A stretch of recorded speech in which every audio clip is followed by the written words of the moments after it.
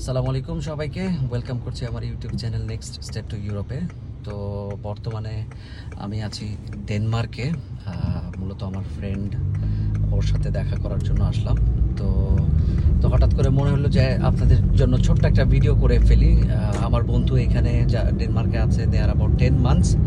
তো ও অলরেডি এখানে গাড়ি কিনেছে এবং ড্রাইভিং লাইসেন্স নিয়েছে। তো এই প্রসেসটা কিভাবে হয়েছে এটাই জানানোর চেষ্টা করব। তো সবার আগে পরিচয় করে দিই, আমার ফ্রেন্ড প্রণয়। হ্যালো। আমি তোকে জিজ্ঞেস করতে চাই যে তুই ডেনমার্কে আসছিস কতদিন? 10 মাসের মতো হলো, তাই না? আমি 2024-এর অক্টোবরের 26 তারিখ আসছি। দ্যাট মিন্স অলমোস্ট 10 মাস। আচ্ছা, অলমোস্ট 10 মাস। তো শুরুতে আসলে ডেনমার্কে আসার পরে তুই যখন গাড়ি কিনবি চিন্তা করলি, তো ড্রাইভিং লাইসেন্সটা আসলে কিভাবে এখানে তুই মানে নিলি, বা এটার প্রসিডিওরটা কি, এটা যদি আমাদেরকে আচ্ছা, নন ইউদের জন্য, যারা ইউরোপিয়ার বাইরে, তাদের জন্য এখানে সুবিধাটা হচ্ছে তাদের যদি ড্রাইভিং লাইসেন্স থাকে, কার্ডটা থাকে দেশের, তাহলে ওই কার্ডটা নিয়ে এসে এখানে যে কমিউনিটি সার্ভিস আছে, যেটাকে এখানে বলে বর্গার সার্ভিস, যেখান থেকে আমাদের এখানে বাসা, লাইসেন্স সবকিছু রেজিস্ট্রেশন করা লাগে, তো ওখানে এসে জমা দিতে হয় নিজের লাইসেন্সটা। এই লাইসেন্সটা জমা দেওয়ার আগের প্রসেসটা আমি বলে নিই। এটা হচ্ছে উইদিন 6 মান্থের ভিতরে আমার করতে হবে। আমি বাংলাদেশ থেকে যদি এই দেশে আসার পরে 6 মান্থের ভিতরে আমার ওই লাইসেন্সটা ওখানে জমা দিয়ে আবেদন করতে হবে যে আমি ইউরোপিয়ান লাইসেন্স নিতে চাই। ওখানে একটা ফর্ম ফিল আপ করা লাগে, যেটা অনলাইনে করতে হয়। আচ্ছা, অনলাইনে ফর্মটা ফিল আপ করার পরে আমাকে তখন দুইটা স্টেপ দিবে। একটা স্টেপ হচ্ছে আমার মেডিকেল, আর 2 নম্বর হচ্ছে আমার ওদের সাথে হচ্ছে ফেস টু ফেস ইন্টারভিউ। আচ্ছা, তো এটা কিন্তু টেম্পোরারি লাইসেন্সের জন্য। ওকে। তো প্রথমে হচ্ছে মেডিকেলের এটা নেওয়া লাগে, অ্যাপয়েন্টমেন্টটা নেওয়া লাগে, যেটা হচ্ছে এখানে 700 ক্রোন লাগে। That means 100 euro. আচ্ছা, 100 ইউরো লাগে, যেটা হচ্ছে মেডিকেলের জন্য আমার।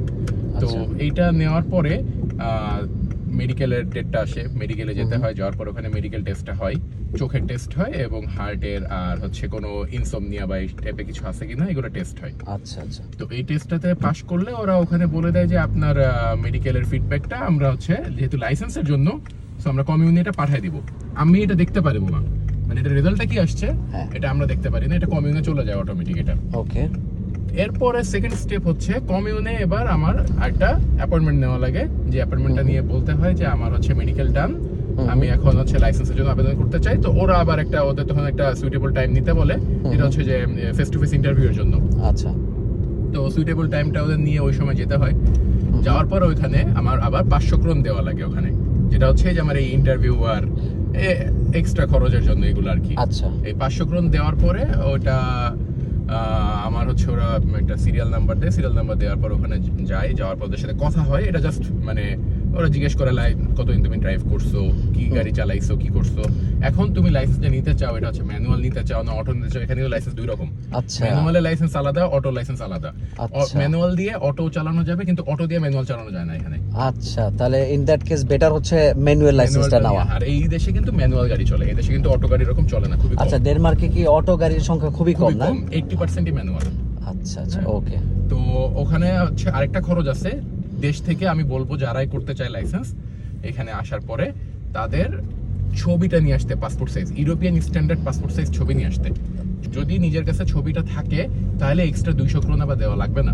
ওকে। আর যদি ছবি না থাকে, ওরা নিজেরা কমিউনে ছবি তুলবে, তাহলে 200 ক্রোন আবার এক্সট্রা দেওয়া লাগে। আচ্ছা, হ্যাঁ, 200 ক্রোন মানে 3600 টাকা, অনেক টাকা, অনেক টাকা। শুধু একটা ছবি তোলার জন্য, শুধু ছবি তোলার জন্য। হ্যাঁ, ছবি নিয়ে আসতে হবে সাথে তো করে। বেটার যে ইউরোপিয়ান স্ট্যান্ডার্ডের ছবি পাসপোর্ট সাইজে ওটা নিয়ে আসবেন। হ্যাঁ, এরপরে ওখানে আমাকে একটা টেম্পোরারি লাইসেন্স দেয়। ইন্টারভিউ এর পরে সবকিছু ঠিকঠাক থাকলে, মেডিকেল ঠিক থাকলে টেম্পোরারি লাইসেন্স দিবে, যেটা হচ্ছে 3 মান্থসের জন্য। আচ্ছা, 3 মান্থসের ভিতরে আমার, আর ইন দ্য মিন টাইম আমার বাংলাদেশি লাইসেন্সটা ওরা নিয়ে নিবে এবং এই লাইসেন্সটা ওরা ফেরত দিবে না। আচ্ছা। আমি যদি যখন জিজ্ঞেস করছিলাম যে আমি বাংলাদেশি লাইসেন্সটা তো আমার নিয়ে নিলেন, এখন আমি সাপোজ আমি বাংলাদেশে যাব, সোফার বাংলাদেশে যাব, বা আমি ইউরোপের অন্যান্য কান্ট্রিতে যাব, সেই ক্ষেত্রে কি হবে? তো সেই ক্ষেত্রে বলতেছে যে তো আমাদের ড্যানিশ লাইসেন্সটা সারা ওয়ার্ল্ডেই অ্যাপ্রুভাল, ওকে। পুরা ওয়ার্ল্ড এটাতে চালানো যাবে। বাংলাদেশের লাইসেন্স, মানে ডেনমার্কের নিয়ম হচ্ছে কোনো দুইটা লাইসেন্স, দুই দেশের লাইসেন্স রাখা যাবে না কাছে। আচ্ছা, আচ্ছা। এদের বাংলাদেশের লাইসেন্স থাকতে হবে, নাইলে যখনই তুই এখানে ডেনমার্কের লাইসেন্সের জন্য অ্যাপ্লাই করবি, এট দ্য সেম টাইম তোকে তোর দেশের যে লাইসেন্স ওটা আবার ফেরত বিসর্জন দিয়ে দিতে হবে আর কি, ওটা আর পাবো না।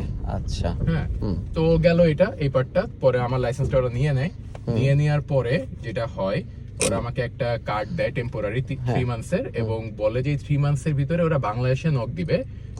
এটা হচ্ছে নর্ডিক মোটর অ্যাসোসিয়েশনের নক দেয় বাংলাদেশে। আমার লাইসেন্সের ছবি পাঠায়, ওরা পাঠায় বলে কি এটা মানে বৈধ কিনা। উইদিন 3 মান্থসের ভিতরে দেওয়ার কথা। যদি কখনো লেট হয় তখন ওই 3 মান্থসের ডেট যেদিন শেষ হয়ে যাচ্ছে তার আগের দিন আবার কমিউনকে অবগত করতে হয় যে আমার কিন্তু কোনো কনফার্মেশন এখনো আসে নাই, হ্যাঁ, বাংলাদেশ থেকে যে এটা বৈধ দেওয়া অবৈধ আমার কনফার্মেশন আসে না। তখন আমাকে আরো 3 মান্থসে আবার এক্সট্রা বাড়ায় দেয় লাইসেন্স। এই গেল 6 মাস, ম্যাক্সিমাম ওরা 6 মাস দেয় টেম্পোরারি লাইসেন্সটা। তো আমার আলহামদুলিল্লাহ 3 মাসের ভিতরে বাংলাদেশ থেকে বৈধতা চলে আসছিল লাইসেন্সের। আচ্ছা। আসার পরে আমাকে কমিউন থেকে জানালো যে তোমার তো লাইসেন্সের বৈধতা চলে আসছে, তুমি আসো আবার দেখা করতে। হ্যাঁ। পরে আমি গেলাম, যাওয়ার পরে বললো যে তুমি এক্সাম কবে দিতে চাও। হ্যাঁ, নেক্সট স্টেপ হচ্ছে এক্সাম। আমার যে লাইসেন্সটা দেয় ওরা টেম্পোরারি, এই লাইসেন্সটা শুধুমাত্র আমি স্ক্যান্ডিনেভিয়া অঞ্চলে ব্যবহার করতে পারবো, মানে নরওয়ে, সুইডেন, ফিনল্যান্ড, ডেনমার্ক আর আইসল্যান্ড। বাট এই লাইসেন্স দিয়ে তুই জার্মানি, ফ্রান্স, ইতালিতে ঢুকতে পারবো না, শুধু নর্ডিক কান্ট্রি পাঁচটা। ওকে ওকে। পাঁচটা নর্ডিক কান্ট্রিতে আমি। এটা হচ্ছে শুধু টেম্পোরারি লাইসেন্স দিয়ে, তাই তো? জন্য, হ্যাঁ। আচ্ছা। এরপরে বাংলাদেশ থেকে আমার যখন 3 মাস পরে কনফার্মেশনটা চলে আসে, আসার পরে ওরা আমাকে আবার 3 মাস এক্সটেন্ড করে দেয়, এবং এটাই আমার লাস্ট এক্সটেনশন। আচ্ছা, এরপর আর কোনো এর এক্সটেনশন ভিতরে হবে না? আমাকে একটা ওরা কন্টাক্ট নাম্বার দেয় এবং মেল দেয় যে যেখানে কল দিয়ে আমাকে এক্সাম দেওয়ার জন্য ডেট নিতে হবে। ওকে। এই এক্সামটা সামনে মাসে, হ্যাঁ, এখন এক্সামটা হয় নাই, এক্সামটা সামনে মাসে। তো এই এক্সামটাতে পাশ করে গেলে এখানে 25টা কোশ্চেন থাকে, 25টা কোশ্চেনের জন্য 15 মিনিট সময় থাকে, হ্যাঁ, এবং এটা খুবই ক্রিটিক্যাল হয়, টেকনিক্যাল কোশ্চেন থাকে সবকিছু। এইটাতে পাশ করতে পারলে তখন আমাকে ওরা ইউরোপের মানে পার্মানেন্ট লাইসেন্সটা দিয়ে দিবে। আচ্ছা। আর টেম্পোরারি লাইসেন্স দিয়ে দেশে গাড়ি চালানো যায়, গাড়ি কেনা যায়, এবং সর্বোচ্চ ভ্যান পর্যন্ত চালানো যায়, 3500 কেজি ভ্যান পর্যন্ত। ওকে ওকে। তার মানে কেউ যদি প্রফেশনালি এসে ড্রাইভিং করতে চায় বা এমন কোনো জব পায় যেখানে সে ড্রাইভিং করে বা ডেলিভারি জব, সেগুলোর ক্ষেত্রে ওই লাইসেন্সটা কার্যকর হবে। 3500 কেজি, আমাদের যেটা বাংলাদেশে বলে হচ্ছে মিনি ভ্যান, যেগুলো মিনি ভ্যান, হ্যাঁ, কাভার্ড ভ্যান যেগুলো বলে, ওষুধের যারা ব্যবহার করে ওই যে ওষুধ কোম্পানিগুলো, ওই ভ্যানগুলো। আচ্ছা, ওই পর্যন্ত চালানো যায়। ওকে। তাহলে এই যে টোটাল প্রসেস যদি এক কথায় বলি যে কতদিন সময় লাগে? আরেকটা জিনিস একটু জানায় রাখি মাঝখানে, মোটরসাইকেল লাইসেন্স হচ্ছে ইউরোপের সবথেকে টাফেস্ট লাইসেন্স, সবচেয়ে টাফেস্ট। তো বাংলাদেশে আমাদের লাইসেন্সগুলো কি হয় সাথে, basically motorcycle and car included, হ্যাঁ, এইখানে কিন্তু আলাদা, সেপারেট। ওরা আমার যখন লাইসেন্সটা বাংলাদেশ থেকে অ্যাপ্রুভাল আসছে তখন ওখানে আমাকে লিখে দিছে আমি 700 সিসি পর্যন্ত মোটরসাইকেল চালানোর জন্য এলিজিবল এই দেশে। ওকে, 700 সিসি পর্যন্ত দিবে, যেটা হচ্ছে ক্যাটাগরি এ লাইসেন্স বলে। এরপরে হচ্ছে A1, মানে A2 আছে, A3 আছে, তো এ পর্যন্ত এখন দিবে, যেটা আমি সামনের পরীক্ষা পাশ করলে আমি মোটরসাইকেল চালাতে পারবো। কিন্তু ইন দা মিন টাইম যে টেম্পোরারি লাইসেন্সটা আমাকে দিছে, এদিকে আমি খালি গাড়ি চালাতে পারবো, মোটরসাইকেল চালাতে পারবো না। আচ্ছা, বাট যখনই তুই পার্মানেন্ট লাইসেন্সটা পেয়ে যাবি তখন তুই 700 সিসি পর্যন্ত বাইক চালাতে পারবি। কিন্তু ওইটা নেওয়ার পরে আমার যদি হায়ার সিসি আরো বাইক চালাতে হয়, সেক্ষেত্রে আবার অ্যাপ্লাই করা লাগবে, আমার আবার একটা এক্সাম শুধু বাইকের লাইসেন্স, শুধু বাইকের আলাদা হাই সিসির জন্য। আচ্ছা, তাহলে এই গেল টোটাল যে প্রসিজিওরটা। ডেনমার্কে কেউ যদি আসে তাহলে কিভাবে তারা ড্রাইভিং লাইসেন্সের জন্য অ্যাপ্লাই করবে? ফার্স্ট কিন্তু খুব ইম্পর্টেন্ট যেটা জিনিস সেটা হচ্ছে যে আসার 6 মান্থের ভিতরে এটা কমিউনকে জানাইতে হবে। আচ্ছা, এটা না হলে কিন্তু এই লাইসেন্সটা হবে না, তখন এই দেশ থেকেই ড্রাইভিং স্কুলে ভর্তি হতে হবে, এবং সেটা খুবই ডিফিকাল্ট, এবং সেটা হচ্ছে 12,000 ক্রোন, দ্যাট মিন্স অলমোস্ট মানে 2,000 ইউরোর উপরে লাগে, অনেক এক্সপেন্সিভ। হ্যাঁ, এইটা হচ্ছে খুবই এক্সপেন্সিভ। সো যারা আসবেন অবশ্যই আগে থেকে প্রিপারেশন নিয়ে রাখবেন, যারা অলরেডি দেশে ড্রাইভ করছেন, ড্রাইভিং লাইসেন্স আছে, যেভাবেই হোক যে 6 মাসের মধ্যে কিন্তু আপনারা টেম্পোরারি লাইসেন্সের জন্য ডেনমার্কে আবেদন করে ফেলবেন। এরপরে এই আবেদনের যে প্রক্রিয়াগুলো আছে, হ্যাঁ, সেইগুলো কিন্তু আমার ফ্রেন্ড অলরেডি আপনাদেরকে ডিটেলস বলার চেষ্টা করেছে। তো এইভাবেই আপনারা প্রসিজিওরগুলো, ভিডিওটা দেখে প্রসিজিওরগুলো সম্পন্ন করলে আশা করছি আপনারা খুব সহজেই এখানে অ্যাটলিস্ট টেম্পোরারি যে লাইসেন্সটা রয়েছে সেইটা আপনারা পেয়ে যাবেন এবং এখানে গাড়ি চালাতে পারবেন। আর যদি কোনো কারণে আপনারা এইটা করতে ব্যর্থ হন তাহলে কিন্তু অবভিয়াসলি আপনাদেরকে অনেকগুলো টাকা এখানে গুনতে হবে ড্রাইভিং লাইসেন্স বাবদ, এবং সেটা খুব কঠিন একটা প্রসেস, আসলে খুবই কঠিন। হ্যাঁ, বিকজ এখানে আসলে ড্রাইভিং লাইসেন্স দিয়ে পাস করে থিওরিটিক্যাল যে এক্সাম হয় প্লাস প্র্যাকটিক্যাল সবকিছু মিলে পাস করাটা খুব ডিফিকাল্ট।